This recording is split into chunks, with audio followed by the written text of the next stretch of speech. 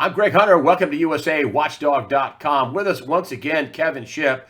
Kevin Shipp is a former CIA officer.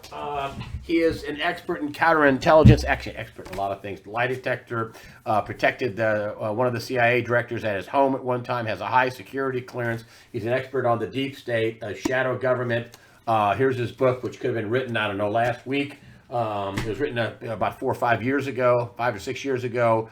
Excellent book, describes a lot of stuff you can't get anywhere else. And let me tell you, the CIA wasn't real happy that he wrote that book.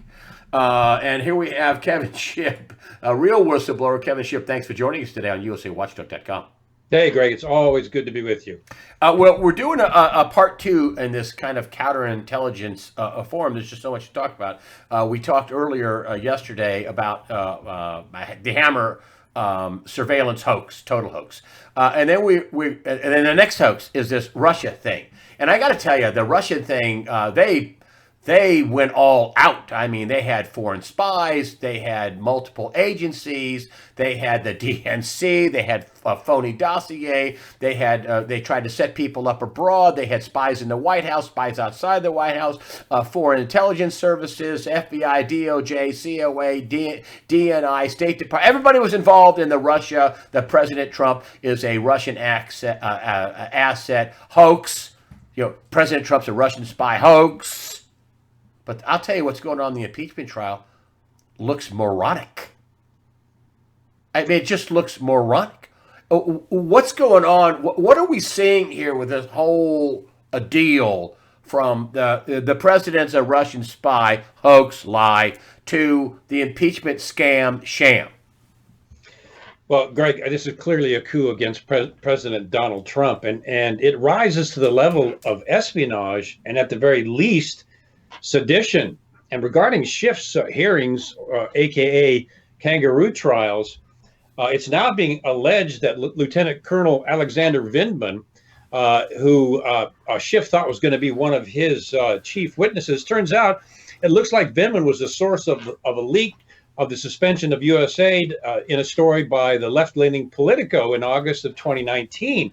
It was that story, Greg, that helped propel the Trump-Ukraine narrative into the public. And Vindman's, if indeed Vindman was behind it, and it looks like he was, this was done shortly after the impeachment whistleblower, Eric Ciaramella. Did I say that out loud? Yeah, I think I did. After the whistleblower, quote unquote, filed a complaint about Trump's July 25 call to the Ukrainian president. But Vindman did this before the public was aware of the whistleblower complaint. So it looks like Lieutenant Colonel Vindman may be in a bit of hot water and may actually have participated. If he did do it, if he did do it, as is being alleged, he's in trouble. That's right. And if he did do it, as alleged, it could also result in a perjury charge. So wait. A perjury charge from Nunez asked in this kangaroo court if he had talked to, and before he had said that he had never talked to the whistleblower. Right. And then he was asked if he was talking to the whistleblower and wouldn't talk about it. Yeah. Yeah. Basically, he got caught that he did talk to the whistleblower. Yeah. Yeah. That's what the summation is that people think he did, and he lied. He committed perjury. Allegedly. He may have committed perjury. That's right. And why is that important?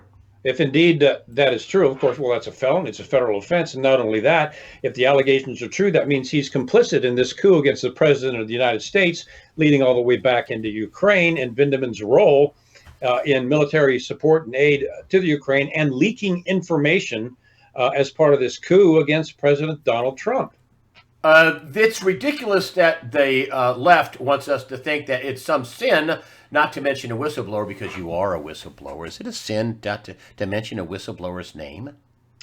Listen, this whistleblower, as I've often said, is not a whistleblower. He is a leaker and a political operative. The moment that this whistleblower went and had a secret meeting with Adam Schiff's staff, he waived any protection under the whistleblower statutes. He has no protection. You could put his name on a billboard and it would be legal. He supposedly, I mean, the real reason, why do they really not want us to mention his name? He who shall not be named, Voldemort or whatever, out of, Harry Potter. Why is it he's someone, he who shall not be named? What's up with that? Why is the left and Schiff and Nancy Pelosi crazy about, we can't mention his name?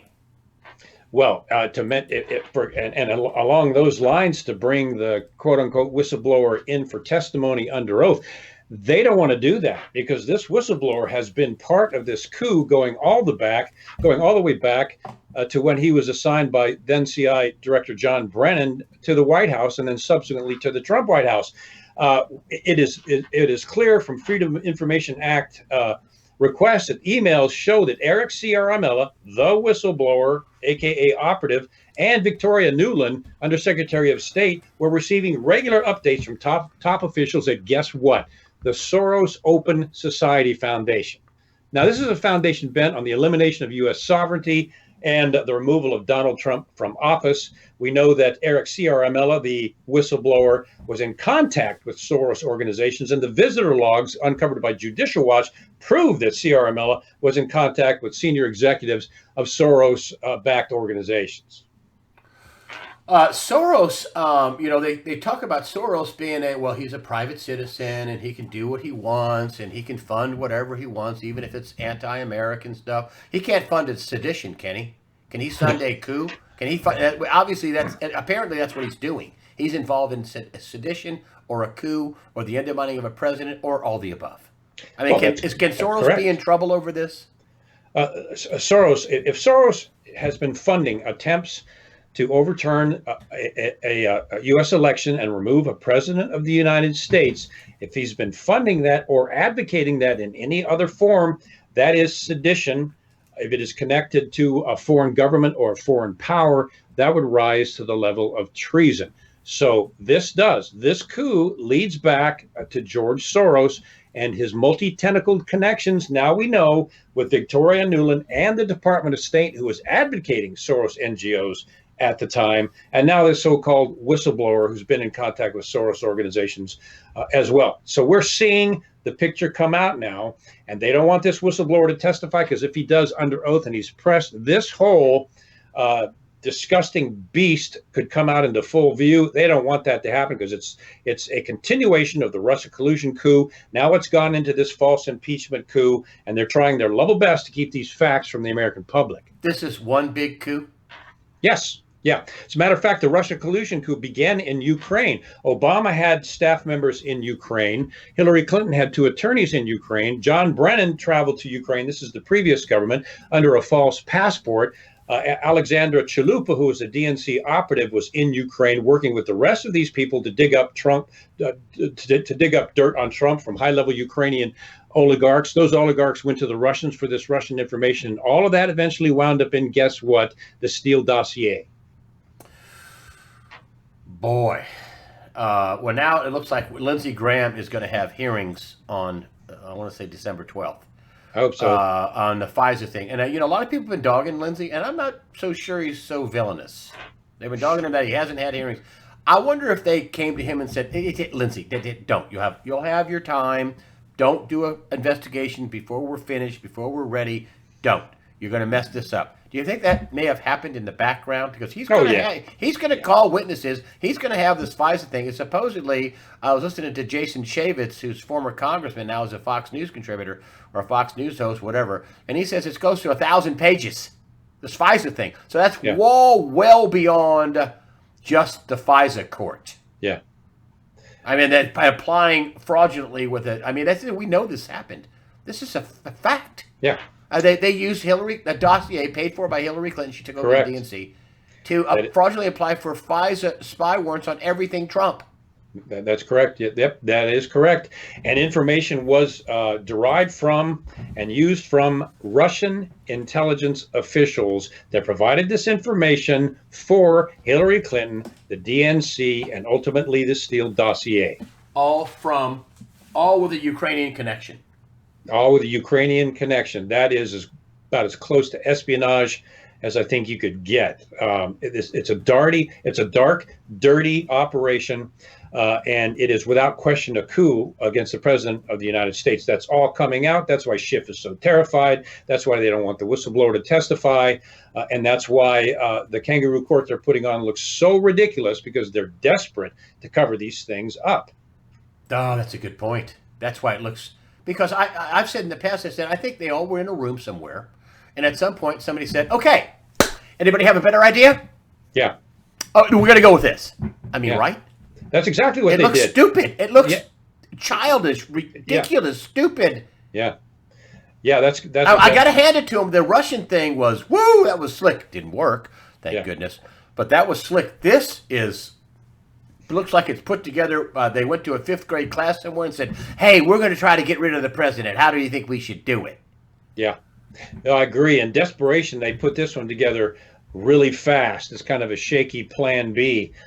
So fast that it's got a whole lot of loose ends and a whole lot of things that they're terrified of coming out, and a whole lot of things that they're trying to suppress. This new information on Vindeman is one of those things. Well, there's also a transcript that is a game changer that basically vindicates the president, and Schiff doesn't want to release it. Right. Right. Yeah. Did you ever think in a million years that you would be that a house would be having secret trials, withholding information, withholding testimony that is that proves somebody's what they call it? I guess it's exculpatory, proves somebody's innocence. That'd be the president. You have Nancy Pelosi saying he can come testify all he wants. I mean, I think one time one of them said, Pelosi or Schiff said he has to prove his innocence. What country are we in? Yeah. I thought this was America, not the Soviet Union, for goodness sake. Yeah. So, what about this? I was watching on television, and he almost said that he didn't think they had the votes. And now they did have the votes for this impeachment inquiry, but 2 Democrats said no, and we're not doing this. That's not what Nancy Pelosi wanted. Yeah. She wanted a unanimous thing, not and of course the mainstream media played this all well down. I want to go back just briefly to this, but a former speaker, Gingrich, wasn't he, when he asked about do they have the votes, he didn't say yes or no. Kevin, the way this looks, if this keeps going on in the path it's going right now, there's going to be several dozen Democrats who are going to go, what do you want me to, what? I mean, What do you think about that prognosis? Yeah. What Democrats are going to sign on to something that is an obvious sham and then have to face their constituency when they go back home. And we need to realize, people need to understand, this right now is not an impeachment hearing or trial. This is an impeachment inquiry. That's all. There's no legal basis for impeachment in this thing. It's just a hearing to find out if they need to go to an impeachment hearing. So it's a sham. It has no legal basis. They're trying to push it to morph into impeachment hearings with all the fake information they can find. But this is not an impeachment hearing. It is simply an inquiry, which of course we know is a manipulated inquiry, which has gotten to the point of being ridiculous. Are Democratic congressmen going to sign off on this when it is so obviously a sham and such a violation of the Constitution? I don't think so, because they're going to have to face their constituents, and this is a constitutional issue. I think many in the bluest of blue states will, but there's plenty of purple states, plenty of purple districts, plenty of people that are going to go, whoa. I want to bring this up, and you know all about this, because this is about PSYOP, this is about counterintelligence, this is about yes, it is thought shaping. That's what they try to trash Donald Trump. Strzok and Page have brought this up in the past, and Strzok, who's the attorney for Andrew McCabe and Lisa Page, for the number 2, who actually did become the acting FBI director, is Lisa Page, and her paramour, her lover, Peter Strzok, who was the number 2 counterintelligence guy at the FBI, and they were caught together discussing their quote media leak strategy. And we saw the media leak strategy over and over again. Was Vinderman using the media leak strategy with Politico? Is that alive and well? No, yes, of course, Greg. That's exactly what he was doing. These people leaked this information to the press, like the FBI did, like Vindeman did. And once it's in the press, they use those press reports as evidence for what they're saying. It's That's the oldest Nancy propaganda. Pelosi's wrap-up smear. It's a propaganda We trick. put it Yes. out there, we let them say it, and then we merchandise it, Yeah. and then we trash somebody. I mean, Yeah. that's what this is all about. It's a propaganda trick. Like I said, yeah, no question. That's what it is. And do you think that the media is going to recover from this? I mean, I mean, this idea that there's some sort of independent journalism, fair arbiters of truth. I mean, the media, at least the legacy media, has turned into propaganda machine. Yeah, the media will never recover from this. CNN will never recover. MSNBC will never recover. There's too many lies, too much false reporting. And of course, we know their ratings are starting to plummet. The American people are not stupid. As this story comes out for what it is, a lot of these mainstream media outlets, and we're seeing it now, they're going to lose their viewership. They're going to lose their subscribers. Many of them are already laying off people. No, to answer your question, Greg, no, they will not survive this because this is documented. What they've done is documented. It is now a part of history, properly truthful published history, and they can't get away from that. They did it. It happened. It's been proven. It's been documented, and they're not going to recover from it ever. And what about the Clinton Foundation? There's new stories breaking out that the Clinton Foundation is filing for a $16.8 million loss. I mean, the Clinton Foundation also in Ukraine. Didn't the Ukrainians give the Clintons, which is where the dossier came from, which is where CrowdStrike is from, which is where Ukraine gave her, I don't know, something like the foundation, $14 million, the total global charity fraud of the Clinton Foundation. Isn't that all tied into, again, to Ukraine? It is all tied in. You're absolutely right, Greg. The Clinton Foundation was operating there. It was taking money from the former Ukrainian government. Hillary Clinton was working with the DNC to dig up dirt on Trump in Ukraine. CI Director John Brennan was there, of course. That they were all connected and working with Soros NGOs. Department of State Undersecretary Victoria Nuland ordered the Ukrainian government not to investigate corruption in any of these Soros NGOs. And woven into all of this is the largest to date unprosecuted charity fraud in history, and that is the Clinton Foundation. And then you have stories breaking out, and back to the media thing, the media leak strategy, and I believe a lot of big players were involved, and management was involved, not reporters. Reporters don't run the show. Exactly, right. I know that because I was a reporter, and that my management at ABC and CNN, they knew every single thing I was saying, doing, traveling to, who I was talking to. They knew everything. People don't realize that. Reporters just go out and just do whatever he wants to do. Go, hey, y'all, you'll love what I got on. That don't happen that way. Right. Not the top newspapers and the networks. And then we have the New York Times of all people, the fakest of fake news people. These folks brought up after the 2016 election, we have no fear or favor, and we'll do better next time. This is the New York Times. And now they're saying, numb and disoriented from constant political drama and fake news. The New York Times, the fakest of fake news. Yeah, they've lost about nearly 10% in their newspaper. Yeah, okay, they've also lost 17% online. Oh, really? They're bleeding. Some neurons have touched together and said, "Oh my gosh, people are going to pay for our lies." Yeah. At one point, they got to ask themselves when are they going to stop listening to their deep state handlers. Because they're going into the red and they're falling apart. Well, the answer to that question is they'll never stop reporting their deep state handlers because the connections are too solid and been in place for a few decades now. But they're bleeding. But you don't think they recover? They will not recover. No. I don't see how they can sell this. No. I don't see how they can get people to come online. I don't think and they have these stupid, without fear or favor.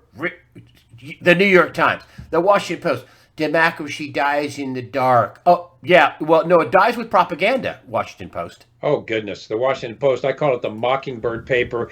They always quote CIA sources told them, high-level intelligence sources told them. They communicate directly with the CIA for their news stories. I know that personally for a fact because when I went and blew the whistle, I started with a Washington Post reporter, and what that reporter underneath Bob Woodward, the editor, did is they went straight to the CIA and reported my contact.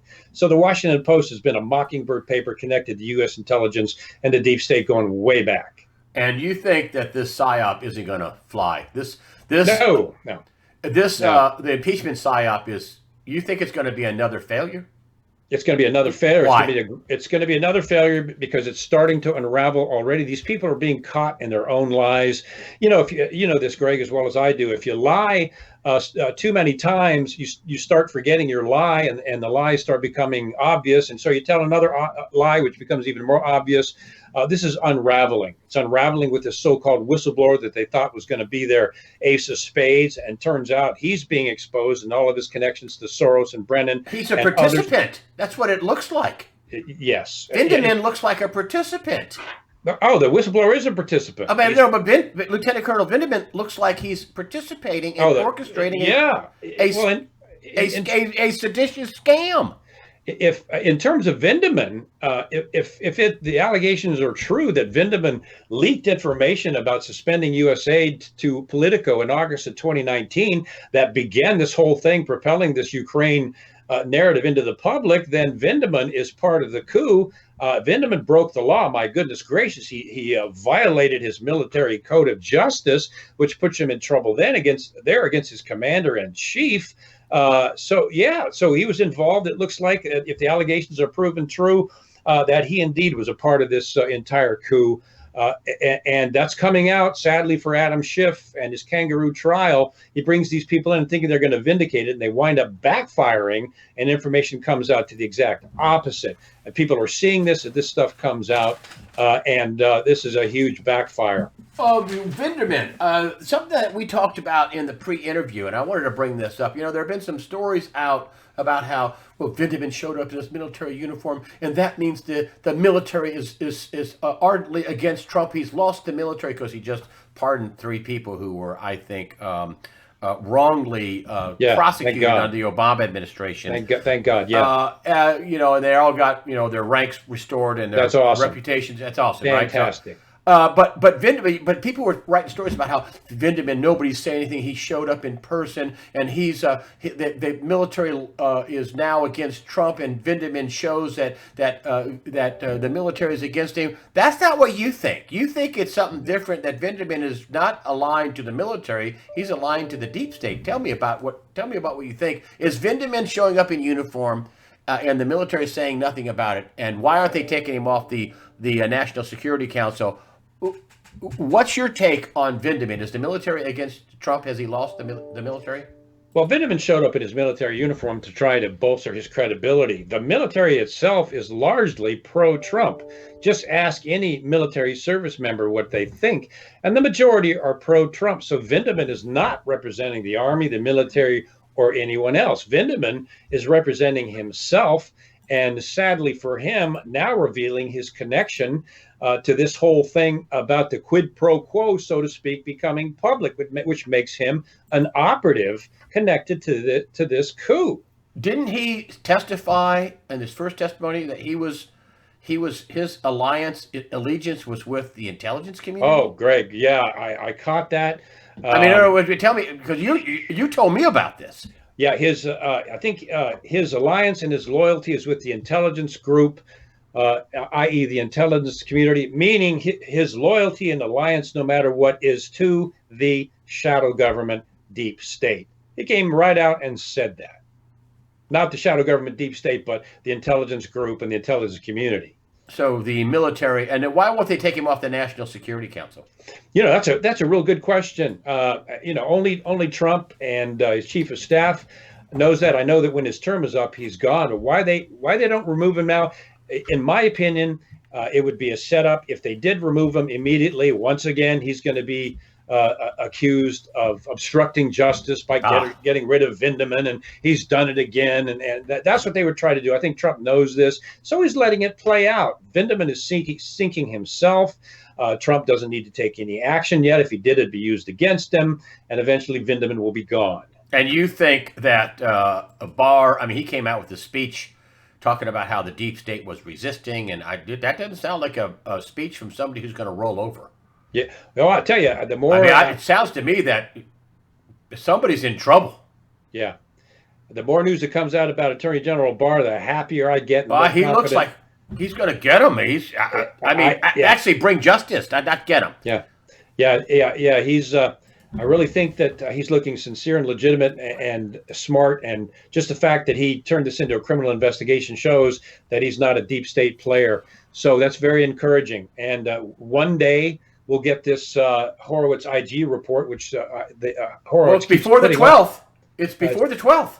It's supposed to be December sometime. Lindsey Graham is going to have a hearing the 12th, so it's going to be out before that. They hope can't so. just. We hope so. He's going to have to. It's more than 1,000 pages, so they're going to have some time Yeah. to digest this. Before we go, I wanted to get with this Jeffrey Epstein thing, which you called. You said, "Hey, the deep state wants him gone." Yeah. You did this about 3 or 4 weeks before he actually died. Yeah. And now there's some criminal investigation on this. They offered the guards a plea deal. They didn't take it. The guards. Now you have Michael Baden, Dr. Michael Baden, come out and say he was choked. And also that this big deal that Epstein didn't kill himself, and I don't think he did either. I mean that's what Michael Baden says. He's 99% sure that he was choked, and he didn't choke himself. This is the medical examiner, the famous medical examiner. Yes. And now they're thinking about bringing charges against the people in jail. Sounds to me that the FBI, and the FBI works for Barr. Sounds to me that Barr is going to get to the bottom of this. I think so. I hope so. And one of the things that Baden came out and said they found in the autopsy was there were scars on Epstein's wrists, and I think his shoulder that indicated a scuffle, not a singular hanging. Epstein did not kill himself. I'm totally convinced of that.